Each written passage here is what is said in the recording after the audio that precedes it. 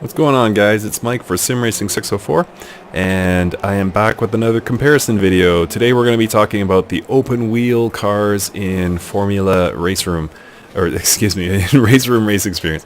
So we're going to be going through the steps, kind of what should be least powerful to most powerful, and just kind of compare times. We're back at the Norris ring. I like to keep it simple for these comparisons, and yeah, so we are in the Formula RaceRoom Junior right now. So let's take it out on the track and see what we can do for times.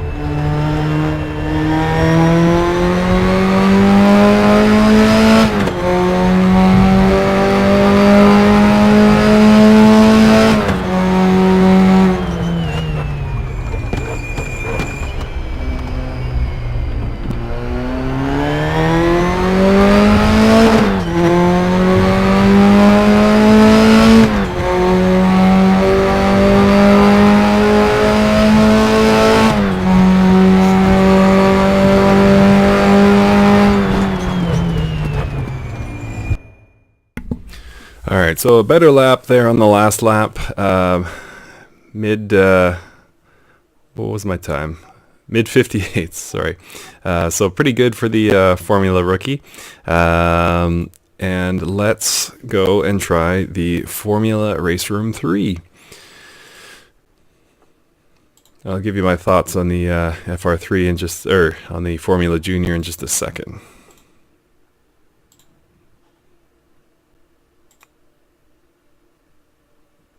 So the Formula Junior, fun car. It lacks the aero that the FR3 does. I think the FR3 is probably your happy medium. The FR2 tends to be subject to a lot of oversteer just by having that much power at the rear wheels. But Formula Rookie, a lot of fun. I like the detail. I like the sound on it, as I do with so many of the cars in RaceRoom. But yeah, it was fun. It was fun. And that time, I mean, it's only slightly worse than the GT3 cars I was driving at the same track very recently, so nothing to scoff at. Those are great times. And let's get out there with the Formula RaceRoom 3 and see what we can do for time.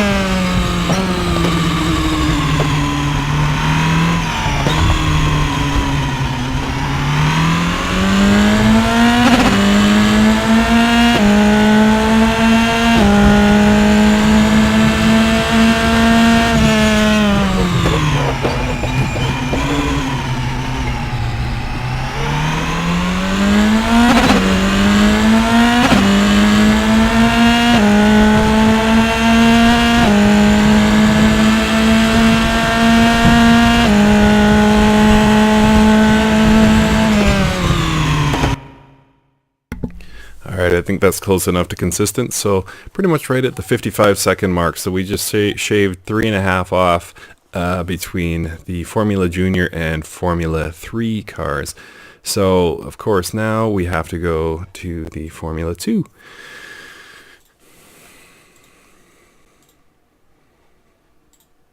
So thoughts on the FR3? Obviously you saw that there's some tendency to oversteer. Certainly within control, it's as sim racers we've driven worse, that's for sure. But you do have to watch out for oversteer and just be careful where you're shifting in the turn. As you saw, I was downshifting too late in the corner and it was causing lockup. So yeah, but a good car, probably a little bit more advanced than the Formula Rookie, but still fun. Don't like the sound though, and it's rare to hear me say that, but it wasn't a great sound. So let's get out there with the FR2.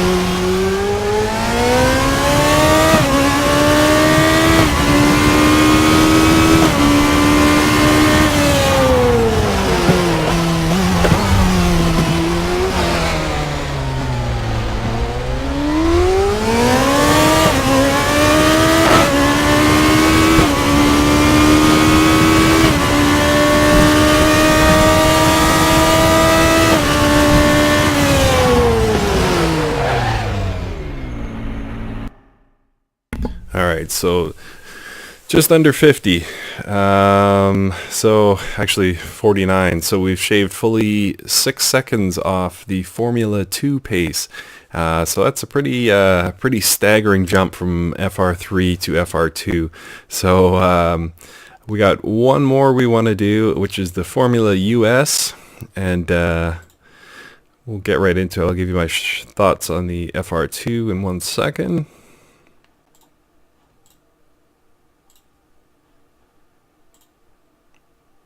So it felt really heavy. You guys saw me miss my braking points time after time.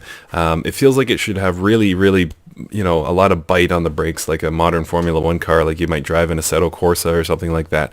But it doesn't. It's actually softer brakes than you might think. I believe I'm leaving everything stock, so I believe there is some level of traction control enabled. That's why I was able to control it so well coming out of corners.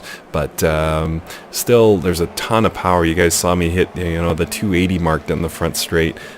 So a lot of fun to be had in that car. So here we go with the Formula RaceRoom US.